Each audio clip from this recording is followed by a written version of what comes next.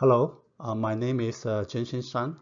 So I'm going to give a presentation about our paper titled Scalable Volume Visualization for Big Scientific Data Modeled by Functional Approximation. So this is the joint work from University of Nebraska-Lincoln and Argonne National Lab. I will first give a short introduction followed by the background regarding the functional approximation method we use in this work. Then I will talk about our methods in detail. Experimental results and evaluation will be given afterward. We will summarize the paper in the last conclusion section. The size of scientific dataset is generally large in scale, making the interactive visualization of typical scientific data challenging due to the demanding memory requirement and the high input latency. Several methods have been proposed to decrease the data size loaded to the system memory for better input latency, which includes out-of-core methods, multi-resolution, or leveraging compressed representation of the input data. Since the scientific dataset is discrete in spatial domain in form of structured or unstructured grade, it is crucial to accurately interpolate the off-grid points of interest for generating visualization with high accuracy and high quality. Proposed method includes local filters with various order.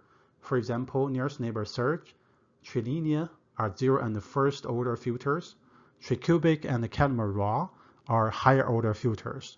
Functional approximation provides a way to represent the original discrete dataset for query off-grid value and gradient with higher accuracy through the computing of geometric bases. Multivariant functional approximation, MFA, is a new functional approximation model with advantage of higher order evaluation of both value and gradients anywhere in the spatial domain, compact representation for large-scale volumetric data, and the uniform representation for both structured and unstructured data. It gives a higher rendering accuracy compared to previous mentioned local filters. Raw input data needs to be encoded first into an MFA model, then the query for value and gradient can be achieved through a decoding process. The figure on the right shows the encoding pipeline. The system computes parameterization and establishes an initial NOS distribution with minimal required number of control points. Additional control points and NOS are dynamically introduced until all evaluated points within each NOS band meets the specific maximum allowable relativity error compared to the original points. So MFA has multiple advantages such as elimination of high-order artifacts, global optimization for the entire domain, providing high-order derivatives. So as we know that the information query time determines the overall performance of a typical volume visualization system, while the MFA excels at modeling large-scale scientific data in situ and provide more accurate evaluation than many local filters. But its query time becomes the primary performance bottleneck for visualizing large-scale MFA model. So the contribution of our work is proposing MFA-DVV, which is a distributed volume visualization architecture for rendering the large-scale MFA model with improved overall input latency. So our work also utilizes the compressed MFA model to further improve its overall performance, which is even outperforms the already fast trilinear interpolation in both performance and rendering quality for visualizing scientific dataset. This is the architecture of MFA-DVV. It can be divided into two main steps, pre-processing and the visualization. So pre-processing is not time sensitive and can be processed beforehand. So while the visualization step has deadline on the input latency and needs to be finished within the time constraint required for interactive visualization. So pre-processing only needs to perform one time, while the visualization will run every time the user makes data-dependent or view-dependent operations. So let me briefly introduce each detailed step. The data is first partitioned into data blocks. Then each data block is encoded into MFA model files. Such encoding can be performed in parallel utilizing distributed computing architecture. As mentioned, this preprocessing step is elastic in time, so user can balance the performance and available computing resource as needed. This first step of visualization is fetching the MFA models from the master node storage to the system memory of each working node. Depending on the number of available working nodes, such data distribution is flexible with one-to-one or one-to-many mapping, where one MFA model can be partitioned and distributed to more than one work node. So this makes the visualization capable to run on various levels of available computing resources. MFA-DVV is the MFA-based volume visualization step where the MFA model in form of control points get directly rendered. Each work node generates a partially rendered image. All partially rendered images are updated using binary swap image compositing, which is an efficient scheduling and communication between the work nodes so that each work node holds a portion of the final rendering. Image merging is just retrieving correct portion of the final rendering from each working node and concatenating them together on the master node. Those are the steps for visualization, and the input latency is the sum of the time used of each step. Now let's take a look at the results and the evaluation. So we use the synthetic dataset to quantitatively evaluate the rendering quality, and the real datasets to quantitatively evaluate the results and to showcase large-scale rendering capability of the MFA-DVV. So the hardware platform is a UNL Swan cluster at Holland Computing Center. So there are 168 nodes, and each node has 56 cores and 256 GB of memory. We use a machine lab dataset of 256 cube as dataset and use cores from 1 to 2024 for scalability tests.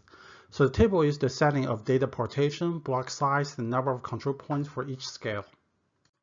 So since the goal of our work is to minimize the total input latency, which is consisted of 4 stages: data fetching, rendering, compositing, and merging. So we measure the time for each of those stages during the scalability tests. So here are the scalability results of each stage and the total input latency, which is the sum of the 4 stages. So in the top left, the data fetching figure. So in order to test the limit of the data fetching, so relatively small data set is used. So the data fetching time saturates when too many processes are used due to communication overhead. Rendering time is very well scaled with respect to number of processes. So compositing time does not scale with number of processes, for more communications are involved as more processes are used. However, the compositing time is marginal compared to rendering time, and it is also upper bounded as number of processes increases.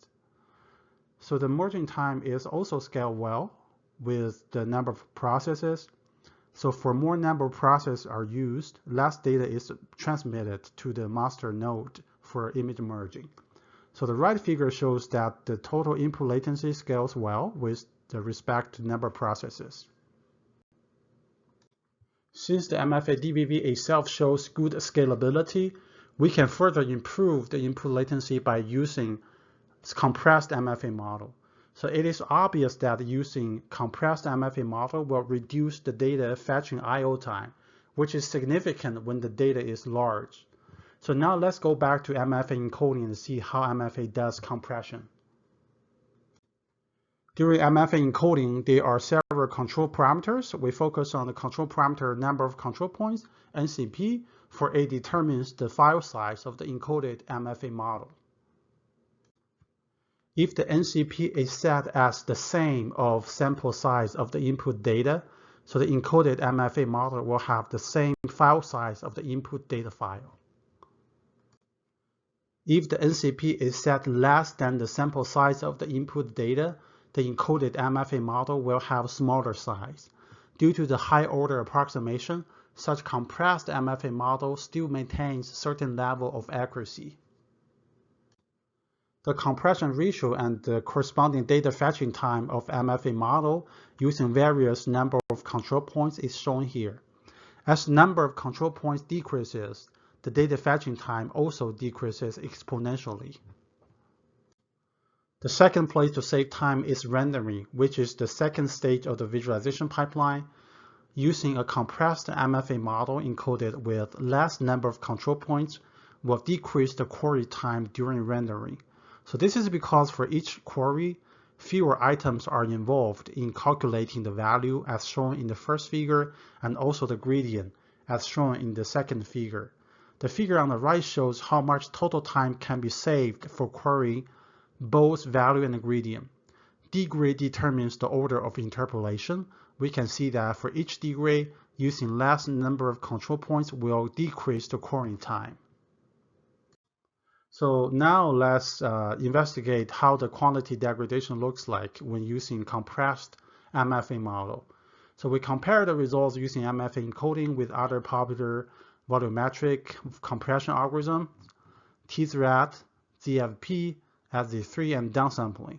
So from the left figure, we can see that MFA gives the best rendering quality when the compression ratio is lower than around 75 times. So this is due to its more accurate interpolation. So T-thread and SD3 outperforms MFA for aggressive compression. So we can visually see the quality degradation on the right figure as the compression ratio increases from top row to bottom row. Let's use an example to show how using compressed MFA model can improve the performance further. So we use a large-scale dataset with 1024 by 1024 by 1024 input resolution, and we compress the MFA model using number of control points as 256 by 256 by 256. So we consider 5 interpolation methods: trilinear, 2 high-order filters, tricubic and catamaran, and also decoding from regular MFA model and decoding from compressed MFA model. So the left figure shows how much time can be saved in data fetching step using compressed MFA model. So the middle figure shows the rendering time using all 5 interpolation methods. We can see here, tricubic and the catamaran is relatively slow in query. Trilinear is the fastest.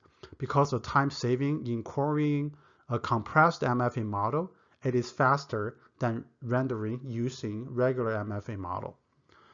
So after summing those 2 steps together, we can see that the time saving in data fetching using compressed MFA model not only compensates the query latency compared to trilinear, but also eventually results in a fastest performance.